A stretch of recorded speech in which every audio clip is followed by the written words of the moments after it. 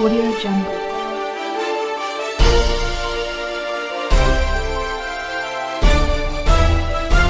Audio Jungle.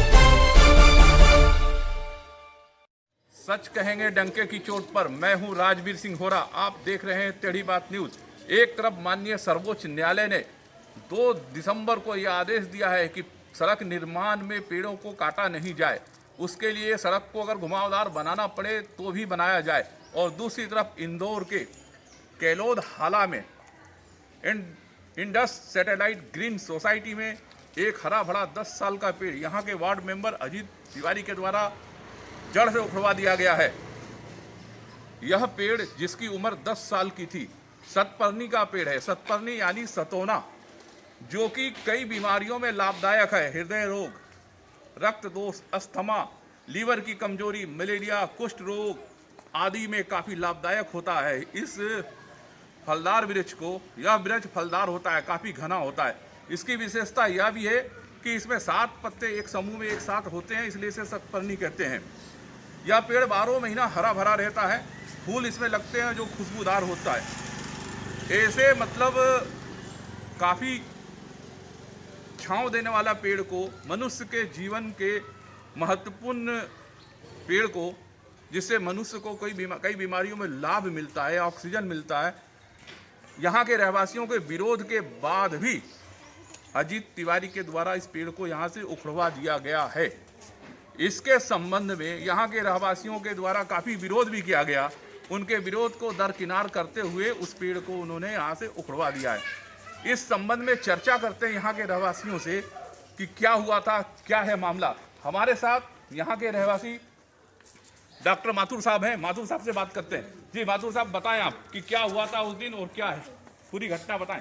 मैं retired chief medical officer हूँ और यहाँ पर मैं जब 2010 में आया था तो मैंने सतपर्णी का पेड़ यहाँ पर पौधा लगाया था और 10 साल से मैं उसकी देखरेख कर रहा था। परंतु ये अजीत तिवारी जो हैं, यहाँ के वार्ड मेंबर हैं, एक दिन आए तो पहले उसकी मुठभेड़ तोड़ी और कहने लगे कि जब रहवासियों ने विरोध किया तो कहने लगे नहीं, हम मुठभेड़ तोड़ रहे हैं और इसके अलावा हम पेड़ को कोई नुकसान नहीं पहुँचाएंगे। परंतु इसके बाद वो जो है मुठभेड़ तोड़ के चले गए और वहाँ पक्का भी कर दिया कि चलो ठीक है। इसके बाद इन्होंने 8 नवंबर को ये आए, जेसीबी शाम के वक्त आए और जेसीबी लेके आए और बिना किसी से पूछे, बिना किसी अनुमति के इन्होंने उसको जड़ से जेसीबी के फटके से उखाड़ दिया एकदम और इसके बाद जो है उसको कहीं और ले गए। परंतु वो पेड़ अब जो है मर गया, सूख गया पूरी। नहीं, जब उनके द्वारा यहाँ पे पेड़ निकाला जा रहा था या जेसीबी से उखाड़ा जा रहा था तो आप लोग कितने रहवासियों ने विरोध करा था? हम यहाँ जो भी आमने सामने रहते हैं सभी लोगों ने विरोध किया। कहने लगे कि भाई आपने बिना अनुमति के उसे कैसे लगा। कहने लगे हमने अनुमति ले ली। हम लोग चुप हो गए।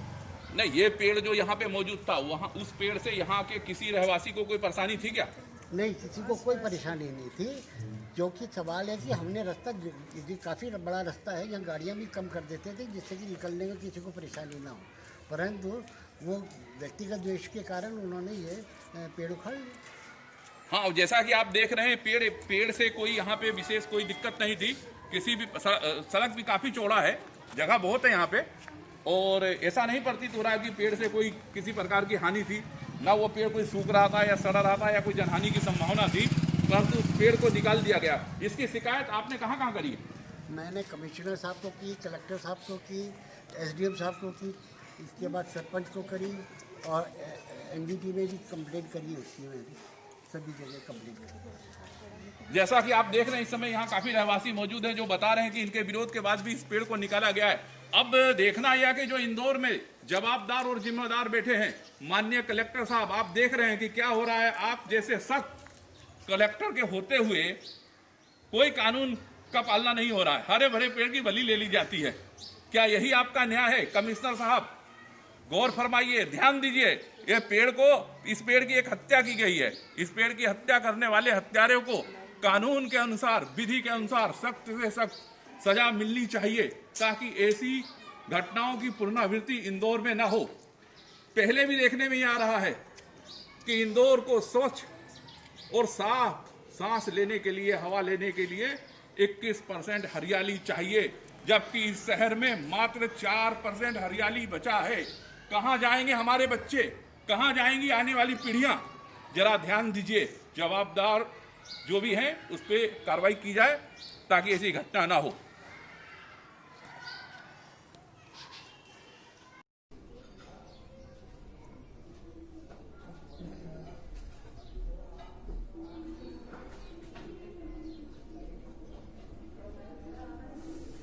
देख रहे हैं, ये वो सतपर्णी का पेड़ है जिसको जड़ से उखाड़ कर फेंक दिया गया था।